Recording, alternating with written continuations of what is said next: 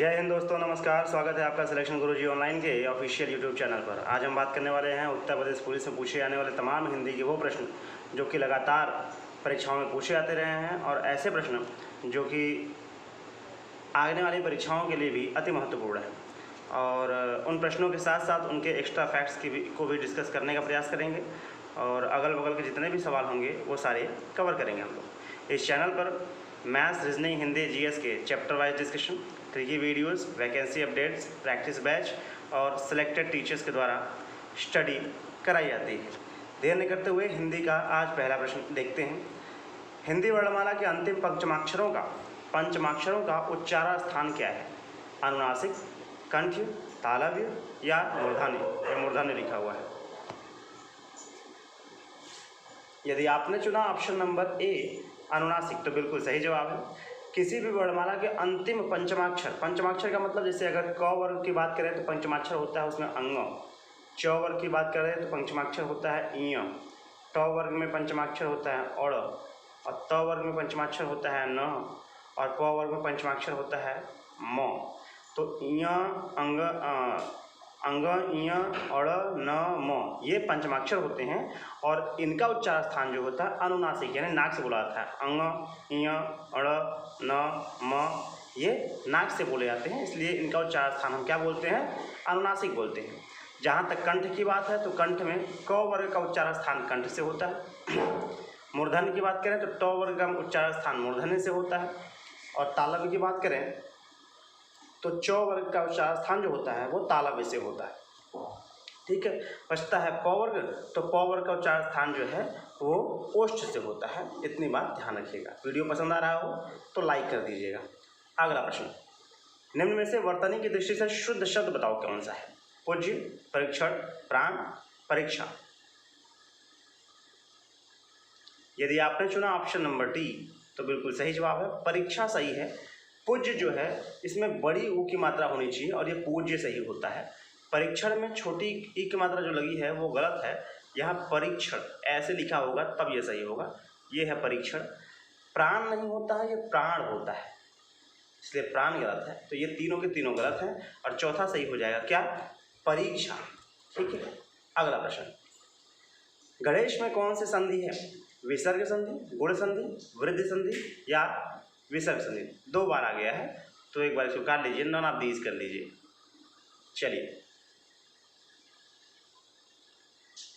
यदि आपने चुना ऑप्शन नंबर बी तो बिल्कुल सही जवाब है, गुण संधि। देखिए, गुण संधि का नियम कहता है यदि अ के साथ ई का प्रयोग आता है, अ या आ के साथ ई या ई का प्रयोग आता है तो ये ए हो जाता है। क्या हो जाता है? ए हो जाता है। वही नियम यहाँ पे लागू हुआ है। गण धन ईश का प्रयोग कर करके हमने बनाया है गणेश। गण में अ है, यहाँ पे ई, अ धन ई बराबर ए हो जाता है, तो गणेश यहाँ से निकल के आ जाएगा।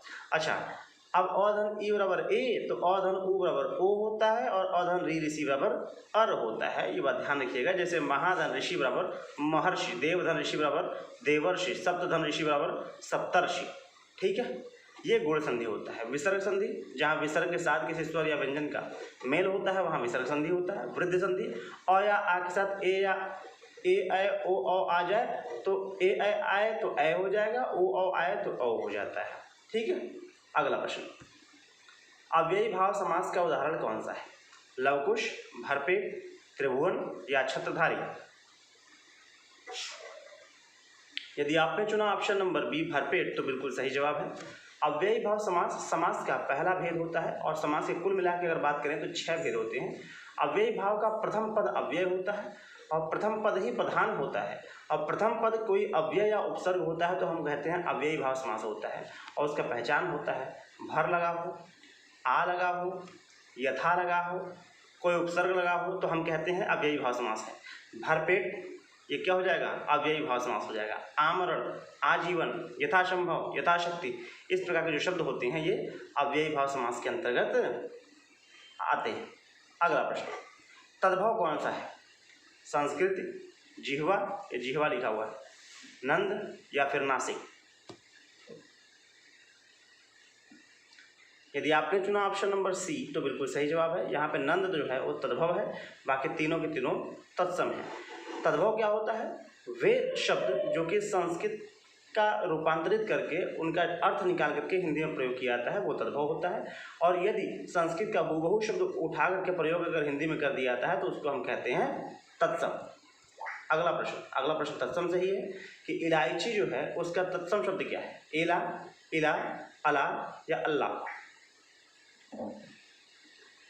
यदि आपने चुना ऑप्शन नंबर ए एला तो बिल्कुल सही जवाब है। इलायची का जो तत्सम रूप होता है वो एला होता है, ठीक है, तो एला सही जवाब हो जाएगा। अगला प्रश्न, किस शब्द में अन उपसर्ग का प्रयोग नहीं हुआ है? अनिच्छा, अनुचित, अनुपम, अनुगमन।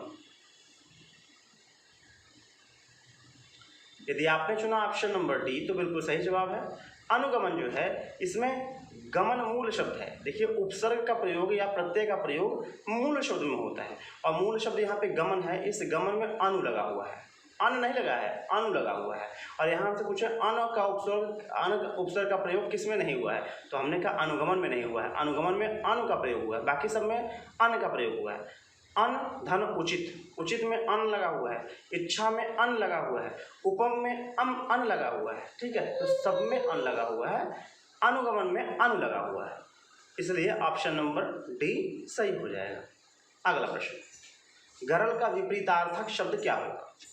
सरल, विरल, अमृत या अगम।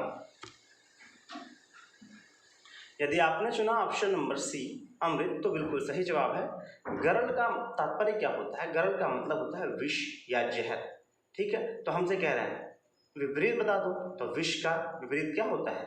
अमृत होता है, बिल्कुल सही जवाब हो जाएगा। चलिए अगला प्रश्न, कोप का विपरीतार्थक शब्द बताएं। उपकार, परोपकार, कृपा या कृपण।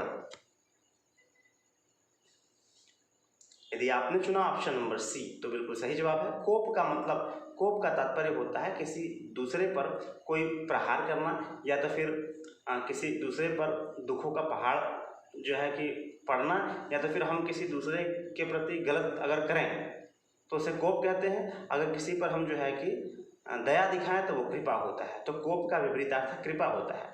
उपकार का मतलब आप जानते हैं, ठीक है, परोपकार का मतलब किसी दूसरे का उपकार, कृपण का मतलब वह होता है जो कंजूस को ही कृपण कहते हैं, कंजूस का पर्यायवाची कृपण होता है। अगला प्रश्न, खटाई में पड़ना मुहावरे का क्या अर्थ है? पछतावा होना, झमेले में पड़ना, बहुत कष्ट होना या नुकसान होना।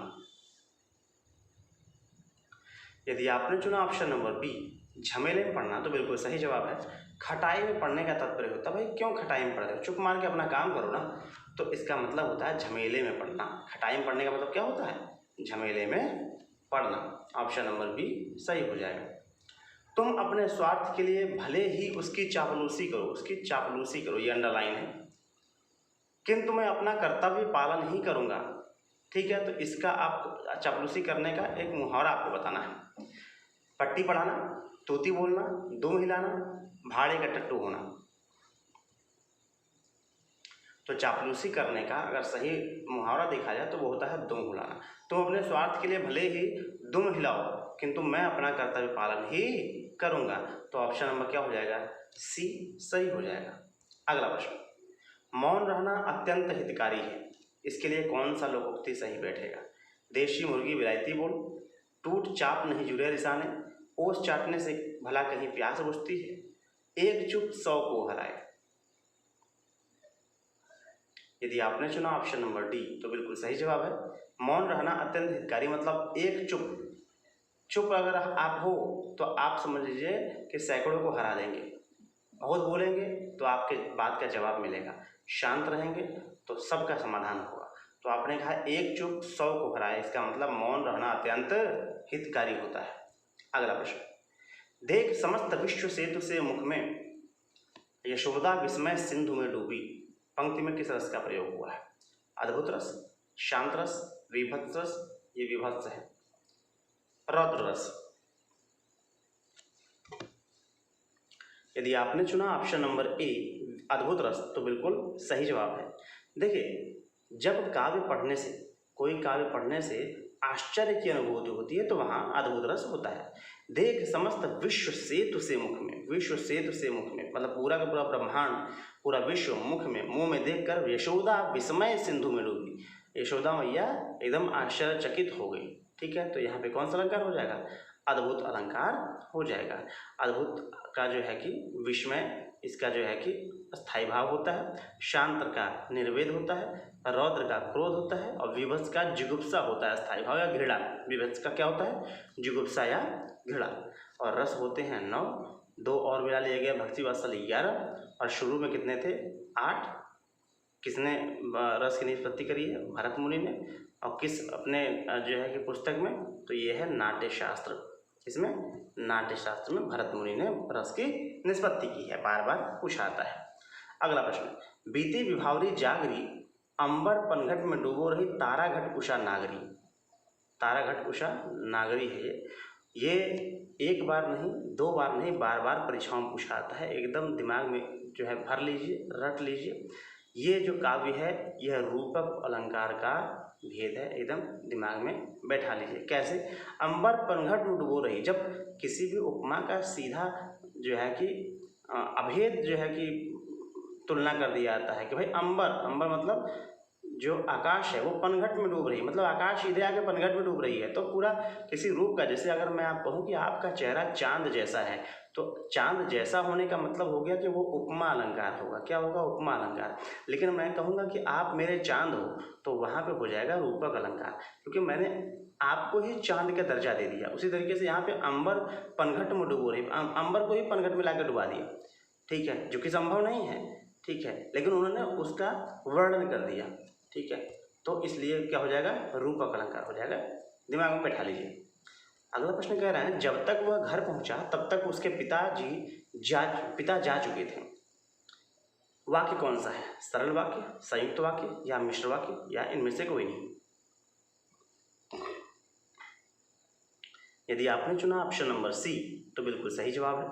देखिए, सरल वाक्य, मिश्र वाक्य और संयुक्त वाक्य, 3 प्रकार के वाक्य होते हैं रचना के आधार पर।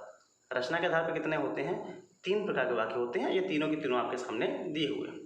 सरल वाक्य का मतलब क्या होता है? जब एक ही उद्देश्य और एक ही विधेय होता है तो वहाँ पे सरल वाक्य होता है। मिश्र वाक्य क्या होता है? तब होता है जब कोई एक वाक्यांश दूसरे वाक्यांश पर निर्भर होता है, वहाँ मिश्र वाक्य होता है। और ज़्यादातर जब जिनके, जिसके लिए, जिनको, जिसके, इस प्रकार के शब्दों का जब प्रयोग हो जाता है तो आप कह दीजिए कि वहाँ पे मिश्र वाक्य है। देखिए लिखा क्या है? जब तक वह घर पहुँचा।